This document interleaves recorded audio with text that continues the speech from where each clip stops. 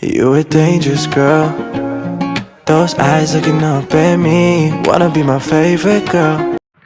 Hey hi guys, இந்த வீடியோவில் நம்ம என்ன பார்க்க போகிறோம்னா டே 4 இன் மை நேட்டிவ். என் நேட்டிவில் வந்து 4வது நாள் நான் எப்படி ஸ்பெண்ட் பண்ணேன்றது தான் பார்க்க போகிறோம். இன்றைக்கி வந்து நமக்கு கல்யாண வீடு இருக்குது. கல்யாண வீட்டுக்காக நம்ம ரெடி ஆயாச்சு. நம்ம வீடு எதிர்க்க இருக்க சர்ச் தான், அதனால் பொறுமையாக நம்ம ரெடி ஆகிட்டு போவோம் அப்படின்னு சொல்லிட்டு நானும் பொறுமையாக போனேன். அங்கே கட்டெல்லாம் முடிஞ்சு போயாச்சு. ஸோ வந்து நான் இருந்தாலுமே வந்து போனால் அங்கே ஒரே கொஞ்சம் கொஞ்சம் கூட்டமாக இருந்தது. ஒரே கூட்டம்லாம் நான் சொல்ல மாட்டேன். அங்க கொஞ்சம் கூட்டமா இருந்தனால எங்களால வந்து அங்க உள்ள பிளேஸ்ல வந்து உட்கார முடியல. சரி என்ன பண்ணுவோம் அப்படின்னு சொல்லி கொஞ்ச நேரம் வேடிக்கை பார்த்துக்கிட்டு இருந்தேன். வேடிக்கை பார்த்ததுக்கு அப்புறம் எனக்கு சடனா ஞாபகம் வந்துச்சு. நான் ஏற்கனவே உங்ககிட்ட சொல்லியிருப்பேன். இந்த சர்ச்சில் வந்து மேலேயும் ஒரு இது இருக்கு. மேலே ஒரு லேயர் மாதிரி வச்சிருக்காங்க அப்படின்னு சொல்லி நான் சொல்லியிருந்தேன். பட் நான் வந்து அதை சுற்றி காட்டல. ஏன்னா நான் போவே இல்லை. எனக்கே முந்தா நேத்து இந்த சர்ச்சுக்கு வந்து விளாக் போட்டிருந்தேன். அப்போ வந்து எனக்கே தோணுச்சு, கல்யாண வீட்ல ஒரே கூட்டமா இருக்கும். நம்ம இந்த இதுல தான் இருப்போம் அப்படின்னு சொல்லிட்டு எனக்கு தோணுச்சு. பட் அதே மாதிரி போய் அங்கேயே இருந்தேன்.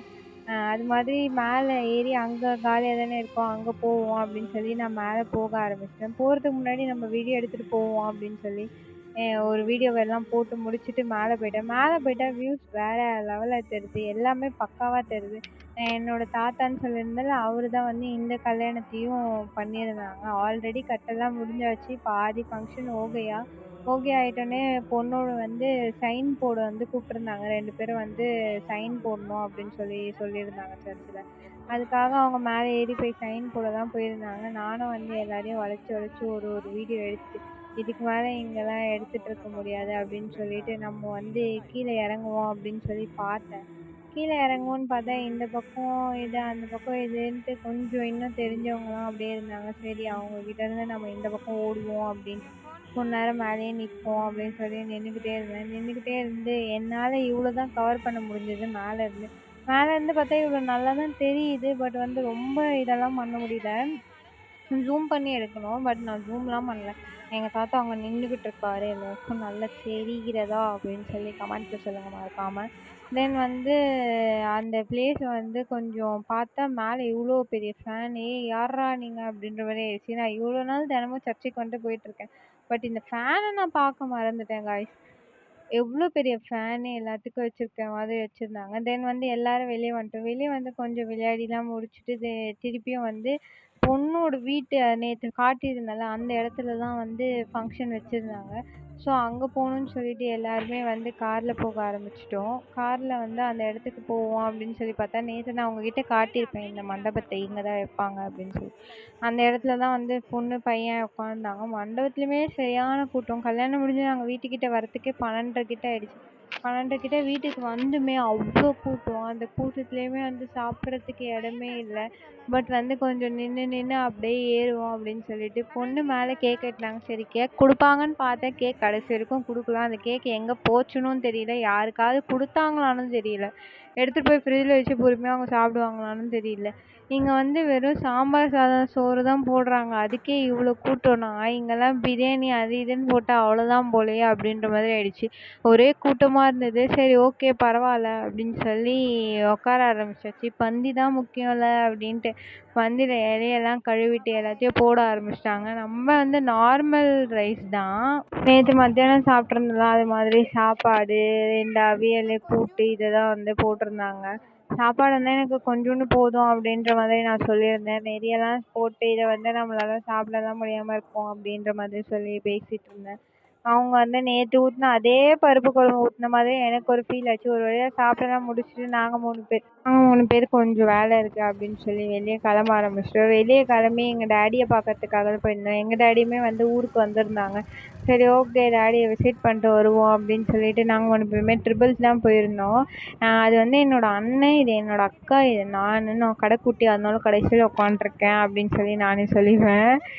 தென் வந்து நாங்கள் வந்து எங்கே போகணுமோ அங்கே போக ஆரம்பிச்சிட்டோம். போகிற வழியில் திடீர்னு வந்து அங்கே எங்கள் ரிலேட்டிவ் வீட்டுக்கு தான் போயிருந்தோம். எங்கள் ரிலேட்டிவ் வீட்டில் வந்து அவங்க போனோடனே வந்து நம்ம எல்லார் வீட்லயும் காப்பி இது மாதிரி குடுக்குற மாதிரி தான் அவங்களும் குடுத்துருந்தாங்க. சரி ஓகே. அதுவும் இல்லாம எங்க ஊர்ல காப்பிலாம் குடிக்கவே கூடாது போல. ஒரே தண்ணி ஆறா ஓடிக்கிட்டு இருக்கு. அங்க இருக்க மாரி ஆவின்லாம் இல்ல. பக்கத்துல வந்து ஒரு கோவில் இருந்துச்சு. சரி ஓகே சும்மா விசிட் பண்ணி பார்ப்போம் அப்படின்னு சொல்லி அந்த கோவிலுக்குள்ளயுமே நாங்க போயிட்டோம். இந்த கோவில்லாம் வந்து எப்படி இருக்குன்னு பார்த்தீங்கன்னா உங்களுக்கு தெரிகிறதா? இங்கலாம் வந்து இந்த கோபுரம் மாதிரிலாம் எதுவுமே கிடையாது. ஃபுல்லாவே வந்து ஷீட் போட்ட மாதிரி, ஓட்டு வச்ச மாதிரி தான் இருக்கு. பார்த்தாலே உங்களுக்கு தெரியும். தென் வந்து சரி இது எல்லாமே வந்து ஷீட் போட்டு இவங்களுக்காக ரூம்லாம் வச்சிருக்காங்க. எனக்கு ஒண்ணும் புரியல இந்த கோவில பத்தி. தென் வந்து இது வந்து ஒரு சிவன் கோயில். சிவன் கோயிலுன்னு சொல்றனால, இங்க வந்து ஒரு நந்தி மாதிரி வச்சிருந்தாங்க. நந்தி மாதிரி வச்சுட்டு, இங்க நம்ம வந்து காசு குடுத்து இங்க எண்ணெய்லாம் வச்சிருக்காங்க. எண்ணெய வாங்கி இதுல ஊத்தணும். ஊத்தி விளக்கு ஏத்திட்டு இது பண்ணிக்கலாம் அப்படின்ற மாதிரி சொல்லி வச்சிருந்தாங்க.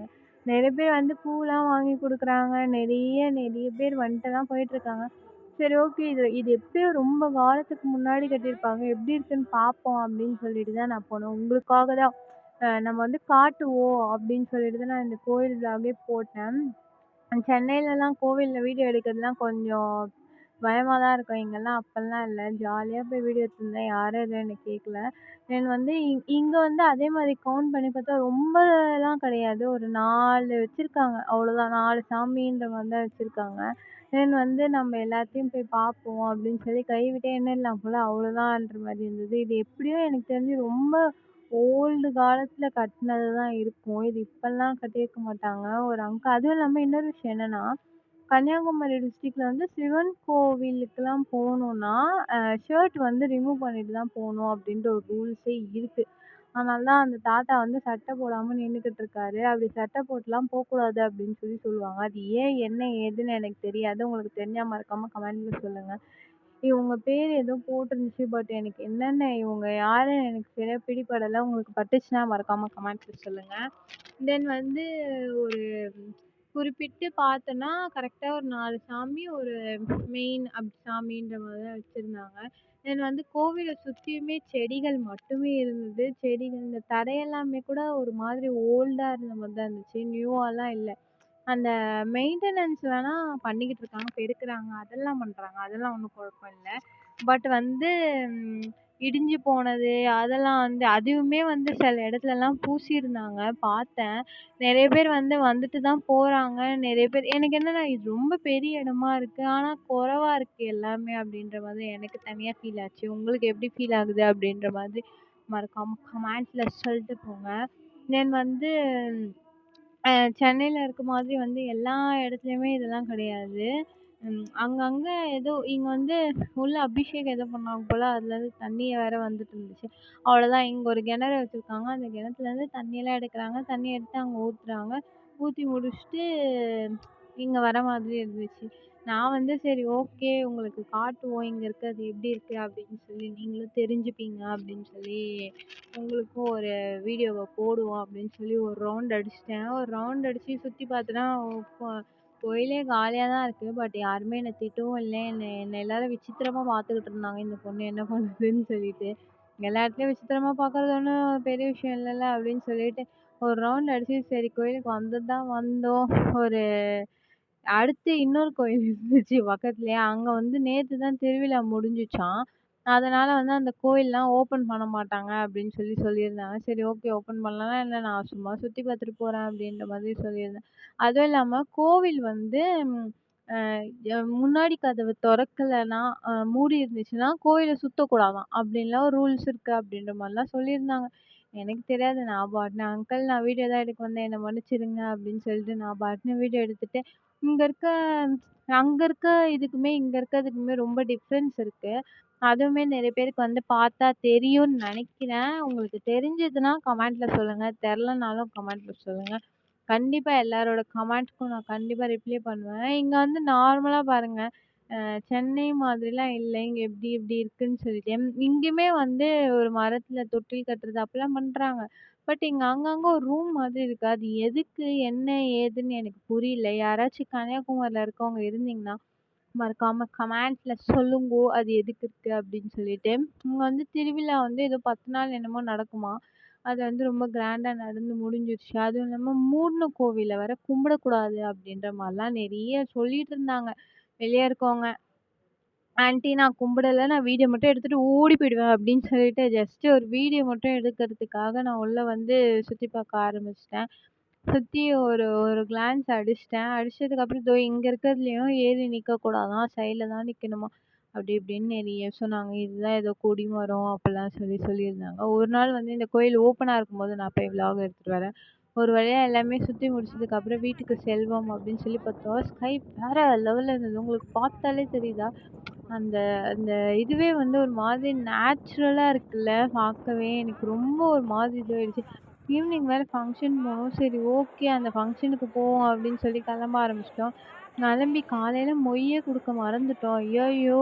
ஓசியில சோறு தின்ட்டோமா அப்படின்னு சொல்லிட்டு போயிட்டு ஒரு மொய் கவர போட்டுட்டு என்ன வந்து ஃபோட்டோ எடுன்னாங்க. அதெல்லாம் அப்புறம் எடுத்துக்கலாம். சோறு தான் முக்கியம் அப்படின்னு சொல்லி போயிட்டேன். உண்மையா சொல்லணும். நைட்டு வந்து செம்மையா இருந்தது ஃபுட்டு. டேஸ்ட் வைஸும் சரி, எல்லா வைஸும் சரி நல்லா இருந்துச்சு. ஒரு பக்கம் வந்து இலைய வந்து மொளுன்னு மொழுக ஆரம்பிச்சுட்டேன். எதுக்கு இந்த ஊறுகாய் வைக்கிறான்னு தெர்ல. இந்த சப்பாத்திக்கு கூட ஊறுகாய் வச்சு சாவடிக்கிறான். சரி ஓகே. ஒரு வழியா வந்து அவன் எல்லாமே பண்ணி முடிச்சதுக்கப்புறம், அங்கருந்து வந்து அடுத்து வாங்கன்னு ரொம்ப நேரமா கேமரா வச்சுட்டு நின்னுட்டு இருந்தான். அவங்க மதிக்கிற மாரி தெரியல. அடுத்த ரவுண்ட் வந்து சப்பாத்தி எடுத்துட்டு வந்து வச்சாங்க. "இதெல்லாம் வைக்கிறியே குழம்பு வச்சியாடா முதல்ல?" அப்படின்ற மாரி இருந்தது. 2 பேர் முன்னாடி வந்துட்டு போயிடுறாங்க. 2 பேர் பொறுமையா வராங்க. அது மாதிரி வந்து ரொம்ப பொறுமையா இடியாப்பம் வேற வச்சிருந்தாங்க. ரொம்ப பொறுமையா வந்துகிட்டு இருக்காங்க. "யார்றா நீங்கலாம்? வரேன்னா ஒரடியா வா, இல்ல வராம போ, இல்ல ஏதாவது பண்ணி தொலைங்க. லைன்ல வந்தா கூட பரவால்ல." பாதி பேர் வராங்க, பிரேக் விட்டு பாதி பேர் வராங்க. இதுதான் எங்க ஊர்லயோட பிரியாணி அப்படின்னு சொல்லுவாங்க. எனக்கு ஒரே ஃபன்னா இருக்கும். இந்த பிரியாணில வந்து இவங்க வந்து ஒரு மாதிரி அந்த சிக்கன் கிரேவி செய்வாங்க. அந்த சிக்கன் கிரேவிய மிக்ஸ் பண்ணி சாப்பிடணும். அதுதான் வந்து அங்க இருக்க பிரியாணி அப்படின்ட்டு. அப்ப எங்க ஊர்ல இருக்கிறது பேர் என்னடா அப்படின்னு சொல்லி எனக்கு பர்சனலா தோணும். உங்களுக்கு தோணுதா இல்லையான்னு வந்து கமெண்ட்ல சொல்லுங்க. ஆனா சும்மா சொல்லக்கூடாது. அந்த கிரேவி வேற லெவல்ல இருக்கும். நான்லாம் அதெல்லாம் வந்து கறி குழம்பு கூட வச்சு சாப்பிட்டுட்டு இருப்பேன். நார்மல் புட்டு இதெல்லாம் வச்சு சாப்பிட்டுக்கிட்டு இருப்பேன். இந்த கிரேவி வந்து நல்லா இருந்தது. யார் செஞ்சாங்களோ அவருக்கு வந்து ஒரு வாழ்த்துக்கள். அங்க என்னால கண்டுபிடிக்க முடியல. சரி ஒரு நாள் வந்து கண்டுபிடிச்சு அவருக்கு வாழ்த்துக்கள் சொல்றேன். இந்த பக்கம் வந்து சப்பாத்திக்கு கிரேவி ஊத்துனேன். எனக்கு வந்து முதல்ல சப்பாத்திய முடிச்சுருவோம் அப்படி இப்படின்னு சொல்லி எல்லாத்தையும் சாப்பிட்டு முடிச்சதுக்கு அப்புறம் நைட்டு திரும்பியும் பேக்கிங்லாம் பண்ணிட்டு எங்க பெரியம்மா வீட்டுக்கு போயிட்டோம். எங்க பெரியம்மா வீட்டுக்கு போய் அங்க நம்ம ஸ்டே பண்ணிடலாம் இன்னைக்கு அப்படின்னு சொல்லி ஒரு பிளான போட்டோம். போற வழியில பார்த்தா ஒரே சவுண்டு. என்னடா சவுண்டு அப்படின்னு சொல்லி பார்த்தா ஏதோ சாமி ஊர்வலம் வருது அப்படின்ற மாதிரி சொல்லியிருந்தாங்க.